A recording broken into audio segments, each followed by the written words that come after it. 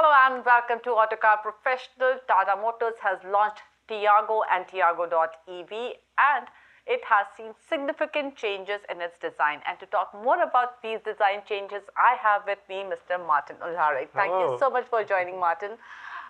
First question about what are those changes that you have made to make the Tiago.EV look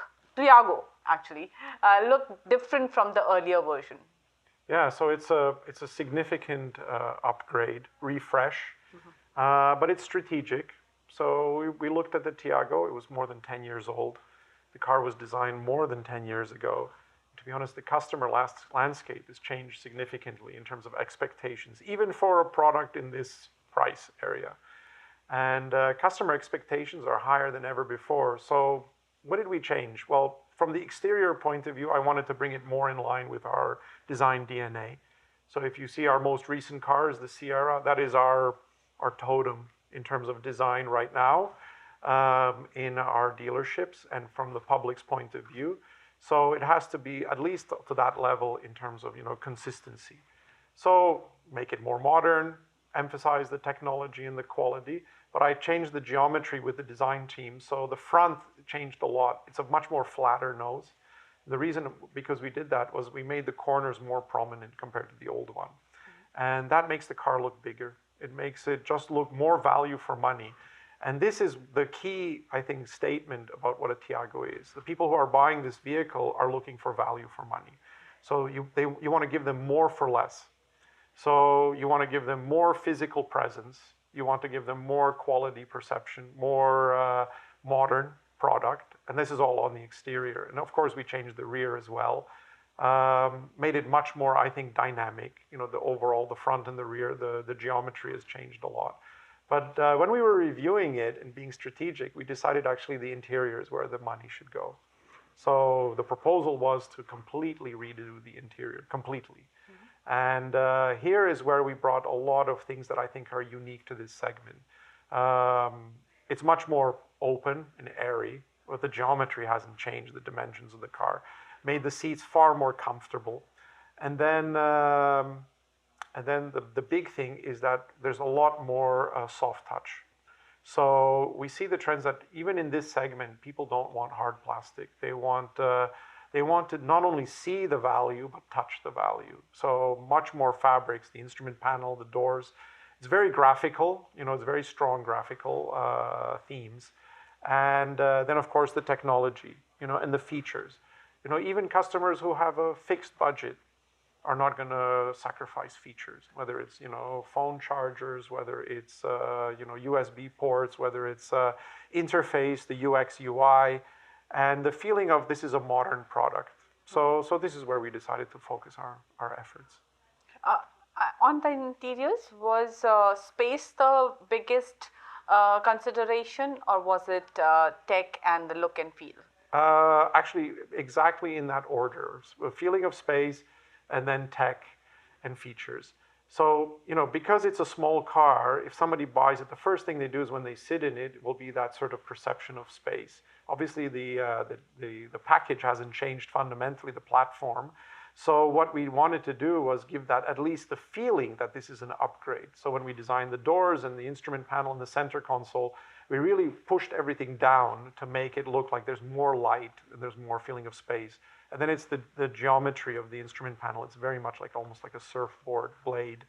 And then, of course, there's the technology and then there's the features. So we kind of layered it exactly in that sequence. Tiago.EV looks different than Tiago. But we have seen now many companies globally have started using the same design for their ICE and EV. So where do you stand on this, and what all changes do we see in Tiago.EV? Yeah, I think, it's clear that the Tiago.EV does look different from the ICE, and the main thing is that it doesn't really have a traditional grille, so you could say it's almost like, not that traditional, sort of like the ICE version does. For me, it's about being honest, about if it doesn't need a grille, I'm not going to put a fake grille there. And we've seen the trend with a lot of the EVs that they ultimately don't have this. They have almost like a flush nose graphic. But the main thing is it still has to look attractive. It can't look weird, and it can't look like a disconnect where the customer doesn't understand it. So I think we have a good insight into the person who's going to buy an EV. Why are they buying an EV, and do they understand in already a certain emerging EV aesthetic? And we've seen that with the Punch EV. We introduced that only a couple of months ago, and the traction that we've gotten with that has been beyond our expectation. So I'm pretty much expecting the Tiago to do that. So design is one part of the narrative. Design tells the story of the product, and it tells the story of the powertrain. But the people who will buy a Tiago will also buy it for other factors. And, price will be a big part, value for money, features, and of course, they still want an aspirational product, so it still has to look attractive. One complaint that we often come across from your customers is the ergonomics. Some of it has been a legacy issue, but how significant is ergonomics for you, and how are you trying to solve for it? Yeah, ergonomics is actually the first thing that we look at when we start a design. So for me, when we start any program, doesn't matter if it's a facelift or a new top hat, what we do is we do an ergonomic model. So it's a full-size proportion model which checks the package. So usually we have a starting point from engineering, and they create a package, but the package is a theory. But the reality is this is a product that you see physically on the road. So we almost audit the package. And then we recommend, change the wheelbase, change the, overhangs, change the proportions to make it look like it communicates strength, safety, premiumness, and so forth. And then ergonomics, as you rightly say, is the interface. So the first rule of design is how do you interface with that product? Of course, there's the visual aspect, but then it's the usability. So how do you get in and out? Where do you sit? Where is what we call the H point, which is the height relative to the windows? Does it feel claustrophobic? Can you reach the switches? Whether I'm in the driver's seat or I'm in the rear, front row, second row, third row, doesn't really matter. And we make an ergo model. And again, we work with the engineering team, and they give us a certain set of targets and attributes. And then what we do is we give them also, the experience that the person has sitting in the vehicle or using the vehicle. Then we do the styling part afterwards. So this is almost like we freeze the hard points, and then we go to a theme selection after that. But we've already frozen the proportions of the vehicle. This Tiago is an entry-level product. Yes. And we were speaking to Shailesh earlier, and he mentioned that significant number of female gender prefer buying this segment car just because it's easy to drive.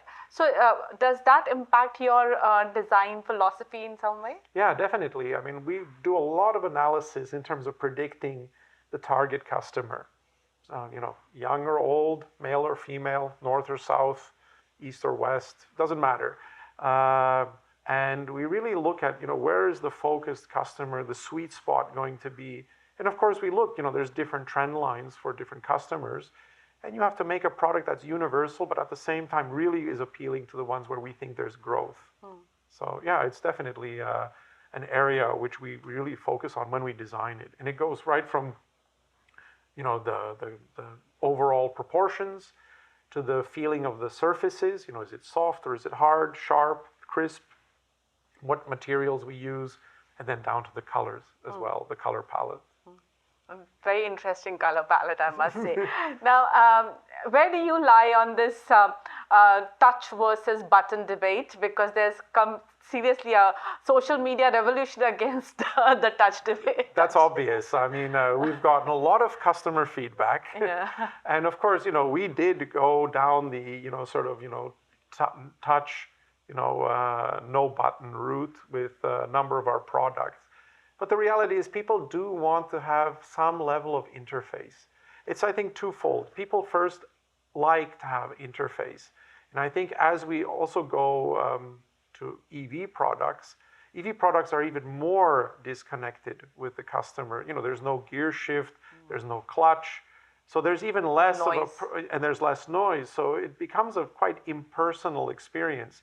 But the same can be said for ICE vehicles. People like that interplay. So I think, one of the criticisms came from this, that you're taking away this experience.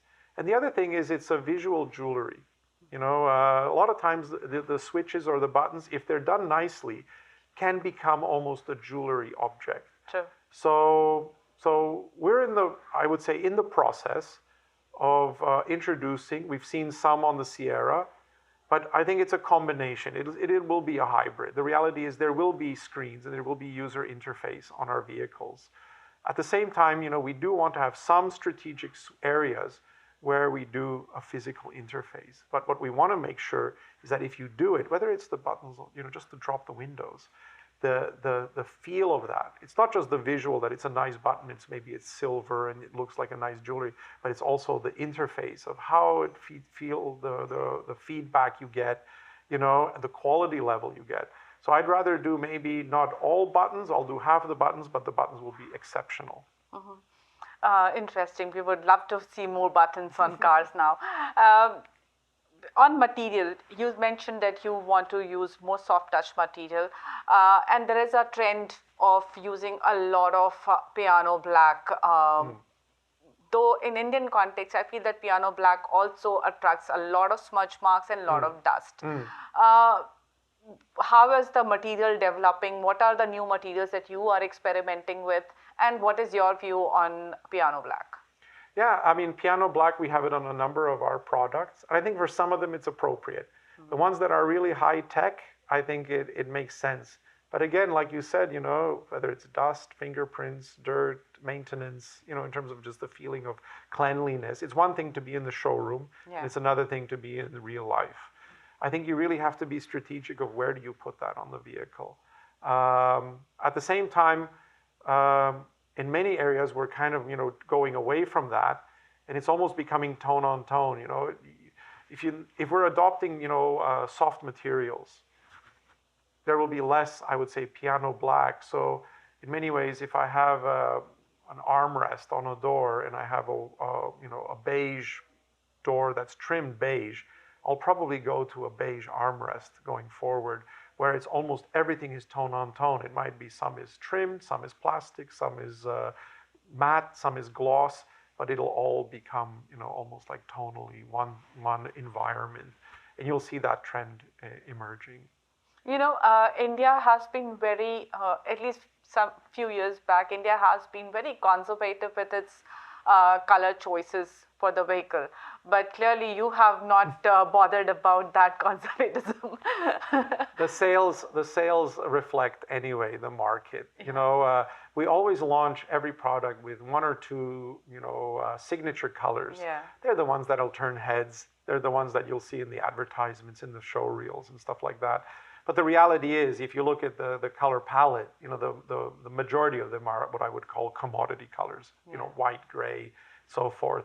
And let's be honest, the majority of customers go for the safer options, whether it's because of resale value or they just prefer, you know, even our Sierra, you know, the yellows does very well, but it's not, you know, it's not the majority of customers. Most of them are white, but that's fine. The colors are always an avatar to express the product, to you know, get people to turn their heads. And we always expect those colors to have a short shelf life. You know, if we have 6 colors or 8 colors, the 2 signature colors, we already plan that they'll be flipped in 2 years. And then we'll introduce something new that's more, I would say, on trend, but also has a shorter shelf life. All right. You have to have a little bit of fun. But I'm glad you're doing your bit to change the color palette on Indian roads. Oh yeah, but it's not just in India. If I go anywhere in the world, you know, in any of my travels, I look at a parking lot and I squint. It's all white, silvers and grays and maybe a blue, you know, once in a while. Even blue is now like the new red. And I was like, oh my God, that's... All right, Martin, thank you so much for taking time out and speaking to us. Thanks a lot. Thanks a lot.